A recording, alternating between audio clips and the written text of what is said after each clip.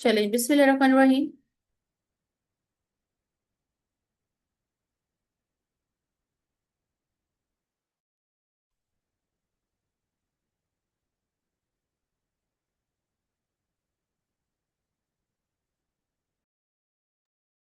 जी, सबसे पहले अस्सलाम वालेकुम and welcome all of you.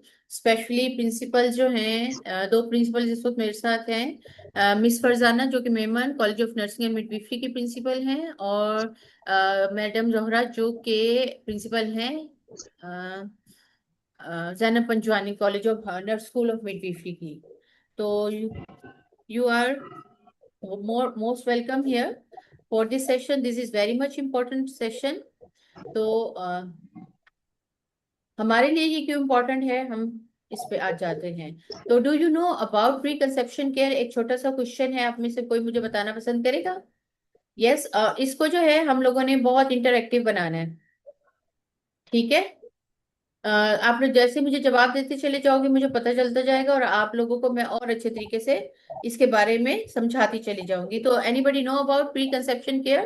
क्योंकि बाकी लोग भी आए हैं। Yes, very good. Is this request to all, please mute your mic. अदीना, दुआ, अली। ठीक है, थैंक यू। अदीना अपना माइक म्यूट कर लीजिए।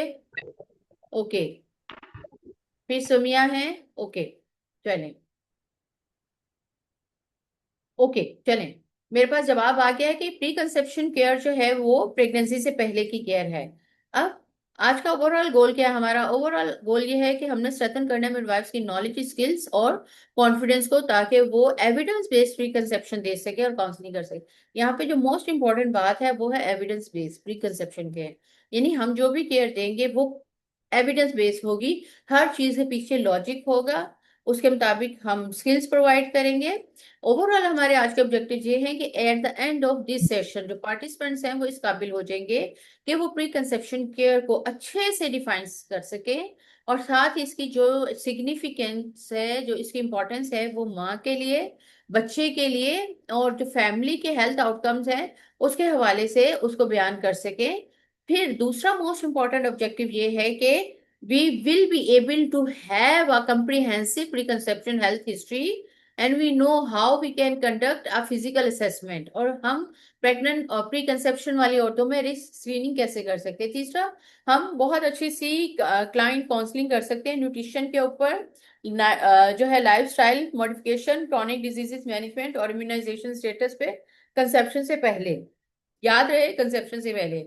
फिर हम लोग आइडेंटिफाई कर सके हाई रिस्क क्लाइंट्स को, वो जो कि क्रॉनिक इलनेसेस के साथ हैं, जेनेटिक कंसर्न्स जिनके हैं, सब्सटेंस अब्यूज करते हैं, या उनको साइकोलॉजिकल कोई प्रॉब्लम है। और फिर हमने उनके लिए अप्रोप्रिएट रेफरल पाथवे भी ढूंढना है। और साथ ही हमने लास्ट ऑब्जेक्टिव ये है कि हम रिस्पेक्टफुली कल्चरल सेंसिटिविटी का ख्याल रखते हुए, और साथ ही रिप्रोडक्टिव जस्टिस और इन्फॉर्म काउंसलिंग के जरिए तमाम अप्रोचेस के साथ जो है हम प्री कंसेप्शन दें। तो अकॉर्डिंग टू द WHO हम कहते हैं कि pre conception care is the provision of the biomedical, behavioural and social health interventions to individuals and the couples before conception occurs, aimed at improving health status and reducing risks that could affect the future pregnancy। ये WHO की definition है 2013 की। ठीक है। और इसमें हमने conceive करने से पहले, कोई भी चाहे वो किसी एज की भी फीमेल हो, उसको कंसीव करने से पहले हमने उसको बायोमेडिकल, बिहेवियरल और सोशल इंटरवेंशंस अच्छे से देने हैं। अब ये सोच, तीन मेन हमारे पास पिलर्स आ गए हैं प्री कंसेप्शन केयर को, इसके इसके बारे में हम डिटेल से पढ़ेंगे। इन तीन मेन इंटरवेंशंस को हमने उसको देना है इससे पहले कि वो कंसीव करे। उसमें इंडिविजुअल फीमेल को भी शामिल कर सकते हैं और कपल को भी शामिल कर सकते हैं। इसका खास मकसद ये है कि उनका कंसेप्शन से पहले पहले हेल्थ स्टेटस बहुत अच्छा हो जाए और रिस्क बहुत ही कम हो जाए, ताकि उनकी जो फ्यूचर की प्रेगनेंसी हो वो बहुत अच्छी हो। ठीक है। अब प्री कंसेप्शन केयर को अगर हम देखें तो कई लोग मुझसे ये सवाल करते हैं कि ये प्री नेटल केयर और प्री कंसेप्शन केयर में क्या फर्क है। बहुत फर्क है। ये बहुत फर्क है, बहुत अच्छा सा फर्क है। अगर आप ये पिक्चर देखें, ये पिक्चर आपको क्या बताती है? आपको मैं 30 सेकंड दे रही हूँ सोचने के लिए।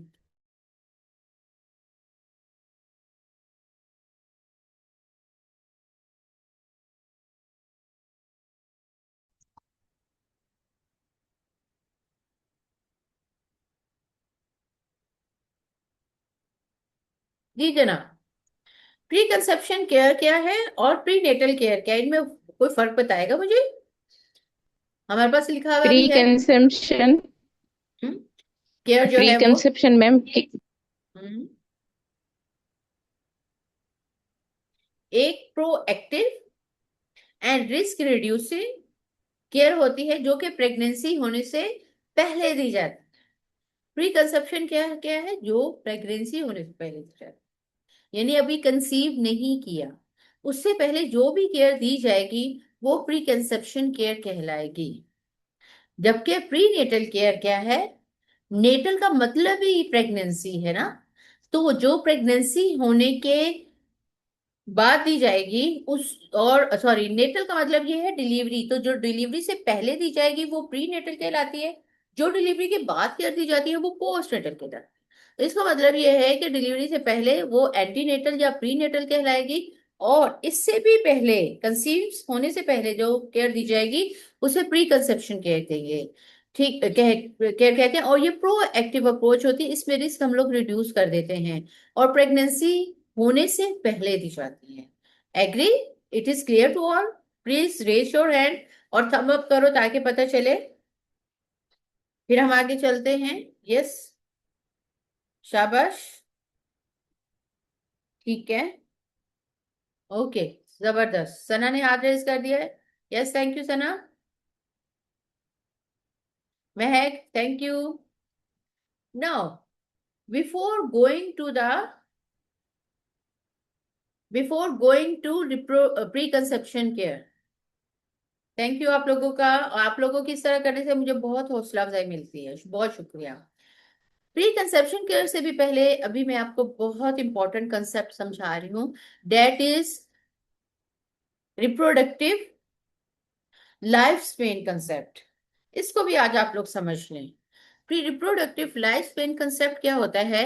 एक सेट होता है पर्सनल गोल का, about what, about whether, when, and under what circumstances to have children, combined with the strategies to achieve those goals। ठीक है? ये एक सेट होता है पर्सनल गोल्स का। कौन से पर्सनल गोल्स का? जो आपके रिप्रोडक्टिव हेल्थ को मद्देनजर रखते हुए बनाए जाते हैं। ठीक है? ये रिप्रोडक्टिव हेल्थ गोल्स जो होते हैं, बनाए जाते हैं कि कब, कैसे, कितने बच्चे जो है वो हमने प्लान करनी है, कब प्रेगनेंसी प्लान करनी है, और किस टाइम पे, और किन चीजों को मद्देनजर रखते हुए करनी है। इसमें बहुत सारी स्ट्रेटजीज जो होती हैं वो इस्तेमाल की जाती हैं, और बहुत सारे गोल अचीव किए जाते हैं।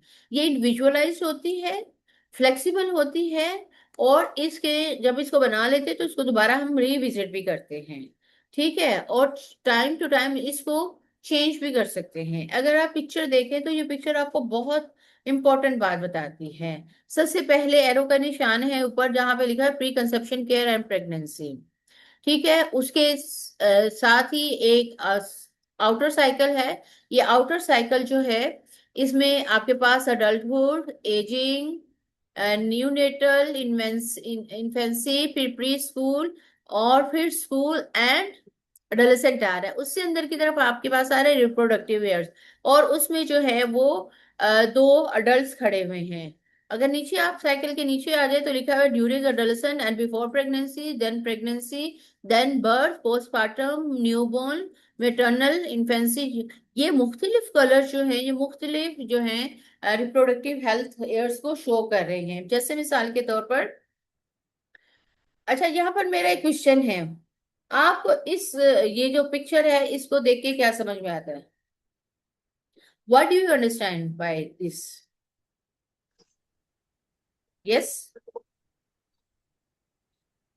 यस, शाबाश, बोले। चलिए मैं आपको बता देती हूँ। कहते हैं हम नीचे से शुरू करते हैं एरो के निशान से, कहते हैं ड्यूरिंग एडोलेसेंट एंड और बिफोर प्रेगनेंसी। प्रेगनेंसी से पहले एडोलेसेंट एज आती है। एडोलेसेंट एज में शादी अगर हो जाती है तो उस दौरान, ठीक है, फिर प्रेगनेंसी का पीरियड आता है।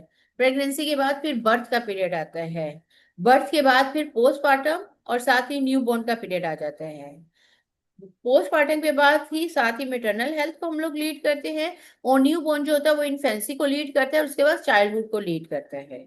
यही साइकिल जब ऊपर की तरफ जाता है तो हम इन्फेंसी को लेते हैं, इन्फेंसी, न्यूनेटल, ठीक है, एजिंग, न्यूनेटल एजिंग हम बाद में लेंगे। फिर प्री स्कूल की एज आती है, फिर स्कूल एंड अडोलेसेंट की एज आती है, अडल्टहुड आती है, और फिर एजिंग आती है। अब ये डिफरेंट फेसेस उन्होंने आपको बताए हुए हैं। ये डिफरेंट फेसेस जो है ये डिपेंड करते हैं, एक दूसरे से इंटरलिंक्ड होते हैं और एक दूसरे के ऊपर डिपेंड करते हैं।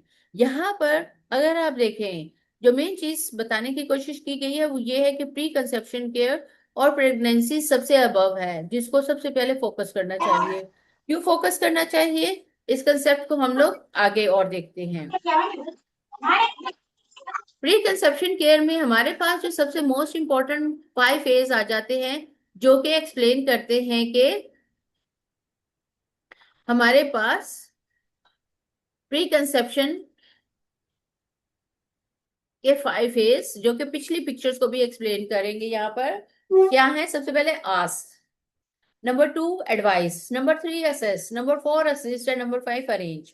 क्या ये 5 फेज हमें क्या बताते हैं? 5 फेज कहते हैं किसी की भी रिप्रोडक्टिव लाइफ जो आप देखें ना, उसमें सबसे पहले ask, what about ask, sexual activity क्या है। इफ दे आर प्रेग्नेंट तो वो जो है इट इज देर, उनकी रिप्रोडक्टिव हेल्थ जो है वो नॉर्मल है, they are doing their sexual activity normally, उनको कोई प्रॉब्लम तो नहीं है। The method of sexual activity is normal और नॉट, और क्या कितनी दफा रिवाइज करते हैं, ये सब चीजें उनसे पूछ लेनी है। फिर इंटेंशन टू हैव चिल्ड्रन, उनके बच्चे की ख्वाहिश कितनी है, फिर फैमिली प्लानिंग मेथड को इस्तेमाल करे या नहीं, हिस्ट्री ऑफ सेक्सुअल एक्टिविटी क्या है, और डोमेस्टिक वायलेंस क्या है। Very much important. नंबर 1, आप जब उनसे सेक्सुअल एक्टिविटी पूछे, साथ ही इंटेंशन। कुछ कपल जो होते हैं वो they don't want to have a child at early age. वो कहते हैं पहले हम लोग अपना कैरियर बनाएंगे, फिर उसके बाद हम कुछ करेंगे। तो यहाँ पर ये सवाल आ जाता है व्हेन एंड हाउ, ठीक है। उसी उसके लिए फिर वो कुछ फैमिली प्लानिंग मेथड भी इस्तेमाल करते हैं, ठीक है। कुछ शुरू से ही इंजेक्शंस लगवाते हैं, और उनको पता नहीं चलता कि जो इंजेक्शंस वो लगवा रहे हैं, वो इंजेक्शंस अगर कंटिन्यू वो लगवा रहे हैं तो उसको खत्म करने के बाद भी महीनों बाद जाके फिर वो कंसीव कर सकते हैं, क्योंकि बहुत सारी नॉलेज उनके पास नहीं होती फिर उनकी सेक्सुअल और डोमेस्टिक वायलेंस है या नहीं। अगर है तो this is very much important to know each and everything about. अगर सेक्सुअल वायलेंस है या डोमेस्टिक वायलेंस है, और उसमें जो जितनी तरह का भी वायलेंस होता है, उन उस तमाम तरह के वायलेंस में जो एक इम्पोर्टेंट वायलेंस शामिल होता है वो है साइकोलॉजिकल वायलेंस, ठीक है। अब साइकोलॉजिकल जो वायलेंस होता है वो सेक्सुअल वायलेंस के दौरान भी होता है, डोमेस्टिक वायलेंस। और जब साइकोलॉजिकल वायलेंस होता है तो साइकोलॉजिकल वायलेंस की वजह से हार्मोनल लेवल जो होता है वो डाउन हो जाता है। जब हार्मोनल लेवल डाउन हो जाता है तो उसके नतीजे में क्या होता है कि चाइल्ड ही नहीं कंसीव कर पाते। डोमेस्टिक वायलेंस की वजह से जो है ऐसी चोट लगती है कि वो इनफर्टिलिटी का भी शिकार हो सकते हैं। अगर जो होती है फोर्स सेक्सुअल एक्टिविटी होती है तो उसके नतीजे में अर्ली एज में भी प्रेगनेंसी भी हो सकती है, बहुत सारी चीजें हो सकती हैं, अबॉर्शन भी हो सकते हैं, और रप्चर यूट्रस भी हो सकते हैं। फिर उनकी अपनी हेल्थ हिस्ट्री पूछते हैं, क्या आपको दिल की बीमारी है, गुर्दों की बीमारी है, कोई हार्मोनल प्रॉब्लम है, डायबिटीज मिलाइटिस है, हाई ब्लड प्रेशर है, कैंसर है, कुछ और है जिसकी वजह से रिप्रोडक्टिव लाइफ स्पेन है वो नॉर्मल नहीं है। देन करंट हिस्ट्री क्या है, आपकी हेल्थ बिहेवियर कैसा है। करंट हेल्थ बिहेवियर में बहुत सारी चीजें आ जाती हैं। मिसाल के तौर पर what is your sleeping pattern, आप दिन को सोते रात को जागते हैं, आपकी जॉब कैसी है, वो जॉब जो है वो आपकी हेल्थ के ऊपर इफेक्ट तो नहीं कर रही।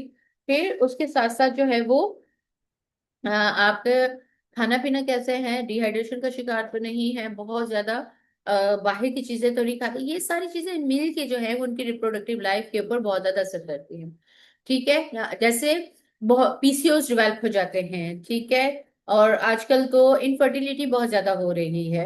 ये सब एक दूसरे से इंटरलिंक करने वाले फैक्टर्स होते हैं। फिर आपने उनको एडवाइस करना है according to the nature of the question, according to the आप लोगों ने प्रॉब्लम्स उनको फाइंड आउट किए, उसके ऊपर उनको एडवाइस करना है।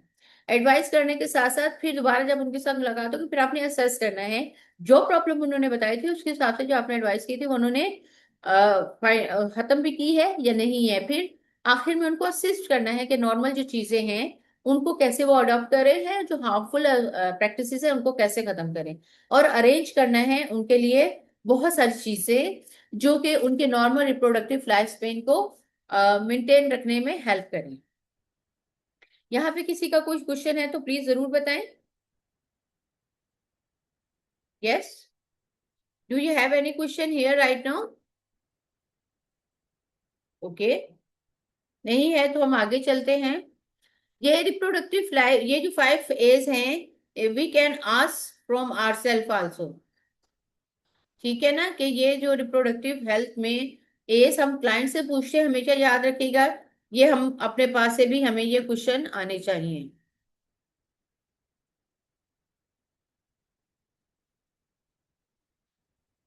Y reproductive life has, we must know about it ना। कहते हैं कि reproductive life is practically counselling tool that midwives can use to help the individual and the couple think about their goals। क्या करना चाहते हैं, बाहर स्टडी के लिए करना चाहते हैं, स्टडी के लिए जाना चाहते हैं, अपना कैरियर परसू करना चाहते हैं, थोड़ा सा लाइफ को एंजॉय करना चाहते हैं, और लाइफ को एंजॉय करने के साथ साथ जो है थोड़ा सा स्पेस देना चाहते हैं कि वो कुछ और काम कर ले, जिंदगी के पहले घर बना लें, ठीक है, कैरियर को अच्छा सा वो आगे लेके चले जाएं, ये सारी चीजें, ठीक है। या वो कुछ ऐसी बीमारी का शिकार है कि पहले उस बीमारी को सही करना चाहते हैं। तो ये बहुत इंपॉर्टेंट चीज है। जब तक आपके रिप्रोडक्टिव लाइफ प्लान नहीं क्लियर होंगे, प्री कंसेप्शन केयर सही से नहीं दी जाएगी, क्योंकि ये दोनों इंटरलिंक्ड हैं। और हम क्या करते हैं, इन ये जो हमारे पास जितना भी लाइफस्टाइल होता है और जो रिप्रोडक्टिव हेल्थ होती है, उनको जोड़ते हुए अपनी जो फीमेल आती है हमारे पास या कपल आते हैं हमारे पास, उनको हम खुल के सारी बातें बताते हैं ताकि वो प्रेगनेंसी से पहले अच्छा सा ये सब जान सके। अच्छा जी, मेरी एक रिक्वेस्ट है, किसी ने जो है वो स्क्रीन के ऊपर फिर मार्क किया हुआ है ग्रीन कलर का। मेरी रिक्वेस्ट है कि वो नहीं करें, वो दोबारा ज्वाइन करें ताकि ये जो ग्रीन कलर का मार्क है ना ये हट जाए। ठीक है, मेरे पास नाम तो आ गया लेकिन मैं कॉन्फिडेंशियल रखती हूँ। इट इज रिक्वेस्ट, ठीक है, लाइव है, स्टूडेंट्स के लिए है। Okay, now what is our plan. ठीक है, कोर कंपोनेंट हमारे रिप्रोडक्टिव हेल्थ के, why it is important to know about it. अच्छा, आप लोगों के पास मेरी ये स्क्रीन शो हो रही है? Yes, madam. There are 4 main core component of the reproductive life plans, ठीक है। सबसे पहले हमारे पास पर्सनल गोल्स होते हैं। तो हम लोगों ने कहा था कि इंडिविजुअल्स के गोल हैं। वो इंडिविजुअल्स के गोल जो हैं वो क्यों इम्पोर्टेंट हैं, वो इंडिविजुअल्स के गोल जो हैं उसकी हेल्थ असेसमेंट के हवाले से क्यों इतने इम्पोर्टेंट हैं, वो इंडिविजुअल गोल जो है फैमिली प्लानिंग के हवाले से क्यों इतने इम्पोर्टेंट हैं। ठीक है, ये सब चीजें अब हमने इसमें पढ़नी है। सबसे पहले हम कहते हैं कि पर्सनल गोल, पर्सनल गोल्स को अगर देखें तो हमने उनसे पूछना है आपका पर्सनल गोल है बच्चे कंसीव करने का। तो मैं आपको एक छोटी सी बात बताती हूँ, अभी मैं एक काउंसलिंग कर रही थी एक फीमेल की। तो वो वर्किंग लेडी है, वो जो है गायनी यूनिट में काम करती है। 3 साल हो गए शादी को। तो जब मैंने उनसे पूछा तो उन्होंने कहा मैं बच्चे नहीं प्लान करना चाहती। मैंने कहा क्यों? कह रही है मुझे बहुत डर लगता है, मैं मुझे समझ में नहीं आता है कि मैं प्रेगनेंसी को कैसे संभालूंगी और बच्चों को कैसे संभालूंगी, और मैं खुद को ही नहीं संभाल पाती। तो मैं तो उसका पर्सनल गोल वासिया हो गया, वो बच्चे पैदा ही नहीं करना चाहती, नो। तो हम उसे मुतालिब मजीद उसको कुछ नहीं कह सकते। क्योंकि वो क्लाइंट कहती थी कि मैं मुझे अपनी जान का खतरा है, तो इस वजह से। ठीक है। देन हमारा हेल्थ असेसमेंट, आपने क्या करना है, हेल्थ कंडीशंस देख लेनी है। आपके पास जो भी कपल आते हैं उनकी अच्छी से हेल्थ कंडीशंस देख लेनी है। मेडिकल कंडीशंस क्या है, कोई कोई ऐसी heart disease, kidney disease, thyroid की बीमारी है, या उसको severe diabetes mellitus, severe hypertension है, जिसकी वजह से वो उसकी बॉडी जो है वो प्रेगनेंसी नहीं कंसीव कर सकती, या कोई ऐसी मेडिसिन ले रही है जो कि उसके लिए बहुत नुकसानदा होगा उसकी बेबी के लिए, या आपके लाइफस्टाइल के फैक्टर्स ऐसे हैं कि आप जो है फर्टिलिटी कर ही नहीं सकते। कुछ आपको पता है कि कुछ ऐसे जॉब्स होती हैं जिसमें मेल या फीमेल जो है, जब वो काम कर रहे होते हैं, तो हीट या वो इतनी ज्यादा होती है कि वो मेल अगर काम कर रहे होते हैं ना, तो मेल के जो स्पर्म्स होते हैं वो ही नहीं प्रोड्यूस होते, तो वो फिर क्या कर सकेंगे, उनमें इतनी इनफर्टिलिटी जो होती है वो हो जाती है कि वो कंसीव ही नहीं कर पाते। तो कपल का हेल्थ असेसमेंट करेंगे। फिर हम पूछेंगे फैमिली प्लानिंग के बारे में, कि उनकी जो कंट्रासेप्टिव ऑप्शंस है प्रेगनेंसी के हवाले से वो क्या है।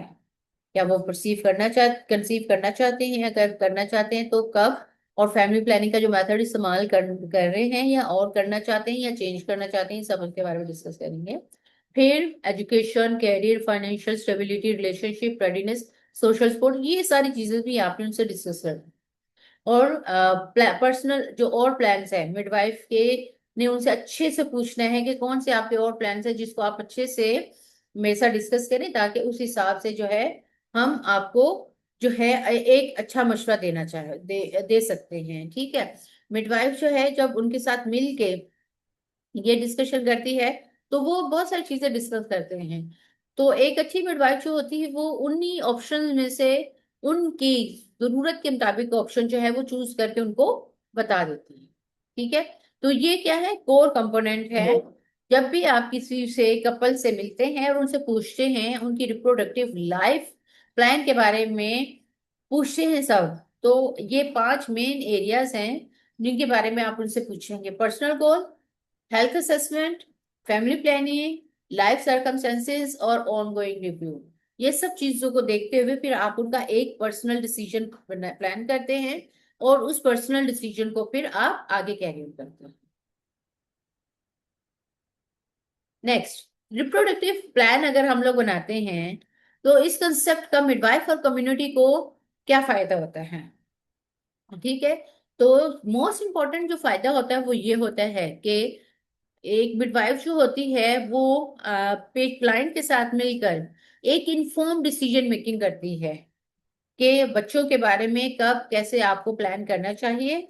उनको एडवाइस देती है ताकि वो पर्सनली अगर कोई डिसीजन नहीं कर पाते तो हेल्थ केयर प्रोवाइडर जो है मिडवाइफ उसकी मदद से वो कर सकती है। नंबर 2, वो उनकी हेल्प कर सकती है कि जो अनइंटेंडेड प्रेगनेंसीज हो रही हैं वो ना हो। ठीक है। आपको पता है कि बहुत सारे जोड़ों को पता ही नहीं होता रिप्रोडक्टिव लाइफ स्पेन का, तो वो एक के बाद दूसरी, दूसरी के बाद तीसरी प्रेगनेंसी करते चले जाते हैं। ठीक है। जब मिडवाइफ को उनकी रिप्रोडक्टिव लाइफ प्लान पूरा पता होगा, तो वो अपनी उस क्लाइंट की हेल्प कर सकते हैं कि अब आपकी जो डिलीवरी हो गई है तो अब आप फैमिली प्लानिंग मेथड इस्तेमाल करें, ताकि आपकी अगली प्रेगनेंसी जो है ना वो आपकी नॉलेज के बगैर ना हो, आप 2 से 3 साल का वक्फा कर सकें। फिर तीसरा, मेटरनल यूनिनेटल आउटकम को कम कर सके और अर्ली रिस्क आइडेंटिफाई कर सके। इसमें आपको पता है जब एक छोटी उम्र की हो या बड़ी उम्र की एक औरत जो होती है वो बार बार प्रेग्नेंट होती है, बार बार प्रेग्नेंट होती है, तो बहुत कमजोर हो जाती है, उसको पैदा होने वाला बच्चा भी बहुत कमजोर होता है।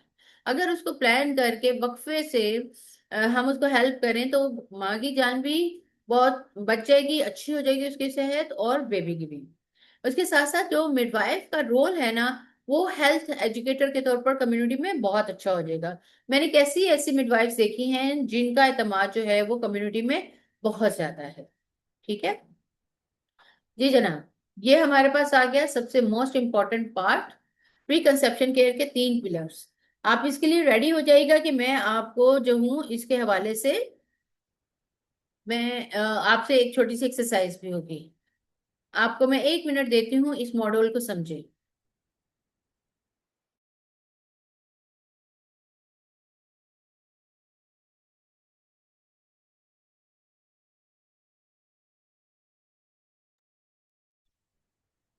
जी जनाब, देखा है आपने, तीन मेन पिलर्स हैं इसकी, जो है वो हम लोगों ने डेफिनेशन देखी है, जो हमें WHO ने दी थी 2013 में, कि प्री कंसेप्शन केयर जो होती है वो तीन पिलर्स पर मुश्तमिल होती है।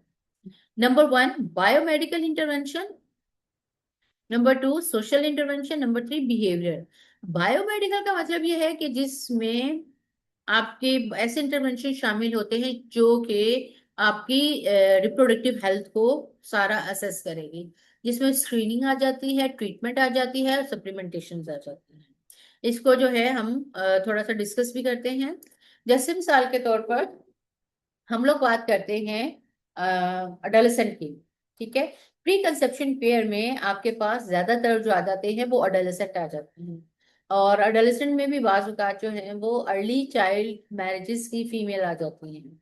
तो हम उनकी स्क्रीनिंग करते हैं कि नंबर वन, क्या वो छोटी बच्ची जो है या मैरिड फीमेल जो है उसकी एज कितनी है, उसकी जो है पेल्विस जो है वो ग्रो कर चुकी है, क्या वो बेबी डिलीवर करने के काबिल है। पेल्वियोमेट्री करते हैं, उसे आइडेंटिफाई कर लेते हैं। नंबर दो, उसको जो है मेंसेस स्टार्ट हो चुके हैं कि नहीं, और अगर मेंसेस स्टार्ट हो चुके हैं तो नॉर्मल है या नहीं। ठीक है, फिर उसकी जो है, जो उसकी बायोलॉजिकल एज है वो ऐसी है कि वो जो है बच्चे कंसीव कर सके।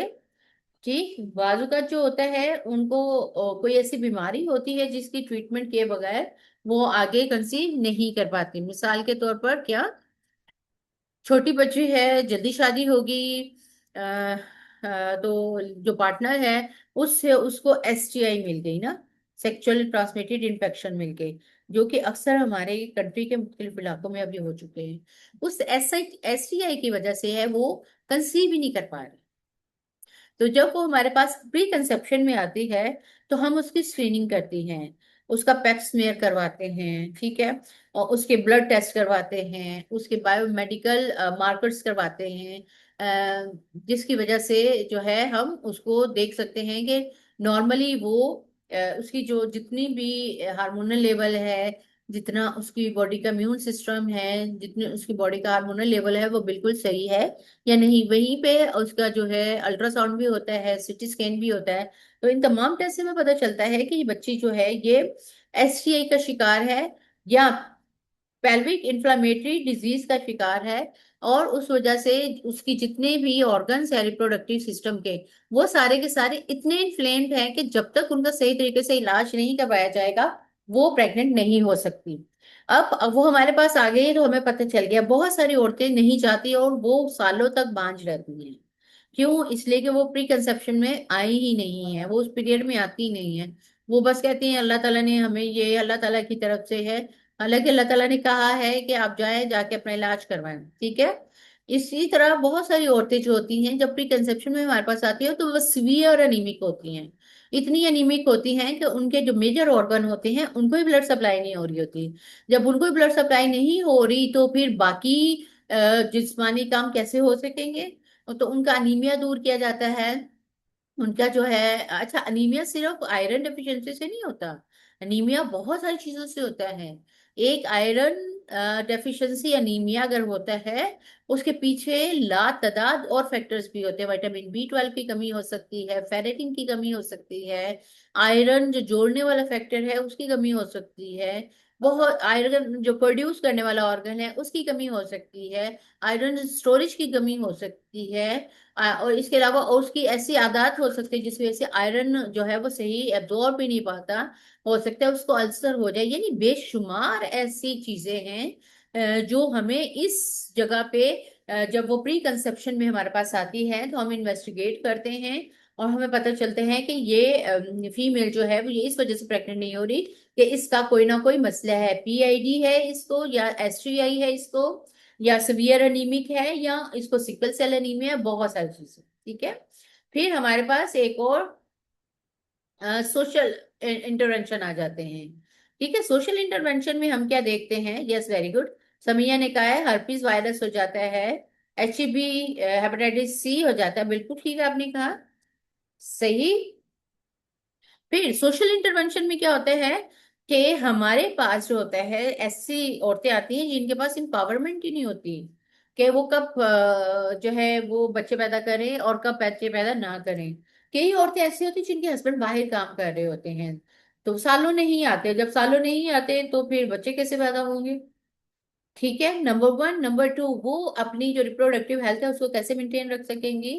फिर ठीक है, कुछ भी रस्म रिवाज ऐसे होते हैं कि लोग जो होते हैं वो मियाँ बीवी एक जगह बैठ ही नहीं सकते, जब तक परमिशन नहीं मिलती वो आपस में एक दूसरे के साथ बैठ के बातचीत भी नहीं कर सकते, एक दूसरे को सपोर्ट भी नहीं कर सकते हैं। कुछ इलाकों में खाने पीने की ऐसी आदत होती हैं कि औरतें जो है वो सवियर एनीमिक होती हैं, जैसे हम थर के इलाके की बात कर लें, ठीक है, या हम और कई इलाके हैं जिसमें एनीमिया बहुत ज्यादा है। तो ये सोशल इंटरवेंशन ऐसा होता है, खाने पीने को ही नहीं मिलता, फाइनेंशियली इतनी पोर होती हैं कि सिवियर एनीमिक होती हैं, और सिवियर सिवियर माल नरिश होती हैं। सिवियर माल नरिश होने की वजह से वो प्रेग्नेंट ही नहीं हो पाती। प्री कंसेप्शन पीरियड में हमें ये उनकी सारी प्रॉब्लम्स का पता चलता है। अच्छा, फिर वो एजुकेटेड भी नहीं होती, फिर उनको कम्युनिटी सपोर्ट भी नहीं होती, उनके ससुराल वालों का इतना उनके ऊपर हुक्म चल रहा होता है कि वो अपनी मर्जी से ना खा सकती हैं, ना पी सकती हैं, ना कुछ और काम कर सकती हैं। फिर वो चेकअप करवाने के लिए भी नहीं आ सकती। ये सारे सोशल इंटरवेंशन, अच्छा ये सारे सोशल इंटरवेंशन बाकायदा एविडेंस बेस है। आप बहुत सारी रिसर्चेस उठा के देख ले तो आपको ये मिलेगा कि बलूचिस्तान के बाद इलाके इतनी दूर दूर हैं, सरहद के बाद इलाके इतनी दूर दूर हैं, या सिंध या पंजाब में कुछ इलाके इतने दूर हैं कि औरतों की जो सेहत है उसको दे चेक करवाने के लिए उनके पास पैसे नहीं हैं। इतनी दूर का इलाके में हेल्थ हेल्थ का वो बीएचयू कायम है कि वहां पे जाने के लिए उनको 2,000 रुपये चाहिए, 4,000 रुपये वो भी नहीं है। क्या करेंगे। फिर उनकी प्रायोरिटीज जो होती हैं कुछ और होती हैं, वो औरतों की सेहत के हवाले से इतने ज्यादा इम्पोर्टेंट नहीं होते। अगर आप देखें, सिर्फ एक घर की एग्जाम्पल है, वहां पे सोशल डिटर्मिनेंट ऐसे हैं कि औरत जो है वो सबसे लीस्ट प्रायोरिटी पे है, सबसे लीस्ट प्रायोरिटी पे है, जिसकी वजह से उसकी सेहत भी सबसे आखिरी दर्जे पर है, अहमियत रखते हैं, और उसके पैदा होने वाले बच्चे भी। ठीक है, नेक्स्ट हमारे पास आ जाता है behaviour intervention. This is also very much, इसका जवाब तो मुझे आपसे चाहिए, ये क्या कहते हैं।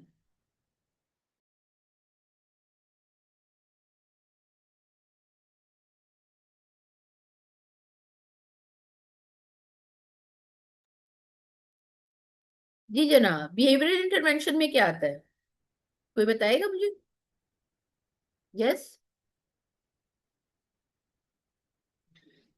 ओके, बिहेवियर इंटरवेंशन क्या होता है। बिहेवियर इंटरवेंशन का मतलब होता है कि आपका अपना बिहेवियर कपल का ऐसा होता है। जी एक जवाब आया है मेरे पास, रुखसार कहती हैं कि 1 मिनट जी, दो अच्छे से जवाब आए हैं, कहते हैं लाइफस्टाइल करना चेंज करना चाहिए। ठीक है, पूरी हो, अच्छी गिजा हो तो जंक फूड से परहेज करना चाहिए। बिल्कुल आपने सही कहा। आपको पता है कि आजकल जंक फूड क्या कर रहा है, जंक फूड जो हो रहा है वो आपकी रिप्रोडक्टिव हेल्थ को खराब कर रहा है। ठीक है, रिप्रोडक्टिव हेल्थ को खराब कर रहा है। इंसुलिन जो होता है, जो कि हमारे कार्बोहाइड्रेट को सही करने के लिए जरूरी होता है, उसको बिल्कुल उसका जो रेगुलेशन है वो बिल्कुल खराब कर देता है। नंबर टू, आपके जो फैट का आपकी बॉडी में प्रोपोर्शन है उसको बिल्कुल खराब कर देता है। नंबर थ्री, आपका हार्मोनल लेवल बिल्कुल डिस्टर्ब कर देता है। ठीक है, नंबर फोर, आपका जो है इलेक्ट्रोलाइट सिस्टम बिल्कुल खराब कर देता है। नंबर पांच, आपकी जो बॉडी का फैट डिस्ट्रीब्यूशन जो है उसको बिल्कुल चेंज कर देता है। साइकोलॉजिकली बहुत सारी चीजों में जो है आपको चेंज कर देता है। ईटिंग हैबिट्स हमें जो होती हैं वो हमारी खराब होती है, हम रात को बहुत देर से खाते हैं, बहुत देर से खाते हैं। एक और सुबह जो है वो फिर टाइम पे नहीं उठते, नींद हमारी पूरी नहीं होती। बिल्कुल सही का, प्रॉपर स्लीप, एक्सरसाइज जो है वो नहीं कर पाते। ठीक है, और प्रॉपर स्लीप नहीं ले पाते, फिर एक्सरसाइज जो है वो उसके साथ कनेक्ट नहीं कर पाते, और मोबाइल का इस्तेमाल हम लोग ज्यादा करते हैं, कम करना चाहिए। बिल्कुल ठीक, सुमैया ने बिल्कुल जबरदस्त बताया, सना ने जबरदस्त बताया, रुखसार ने जबरदस्त बताया। ठीक है, शाबाश, वेरी गुड, बहुत अच्छे। तो हमें लाइफ स्टाइल चेंज करना। मैं आपको एक सिंपल बात बताती हूँ। कुदरत का असूल ये है कि जैसे ही मगरिब की अजान हो, ठीक है, उस वक्त खाना खा लेना चाहिए, और उसके बाद जो है इशा की नमाज होने के तकरीबन 9 बजे, आपको 7 बजे तक खाना खा लेना चाहिए। अगर आप मुस्लिम नहीं हैं, गैर मुस्लिम हैं, तो आपको 7 बजे तक खाना खा लेना चाहिए। मुसलमान अपने खाने पीने का नमाजों के हिसाब से करते हैं। ठीक है, तो आपको 7 बजे तक खाना खा लेना, उसके बाद आपने हैवी फूड नहीं लेना। उसके बाद जो है रात को 9 बजे सो जाना है।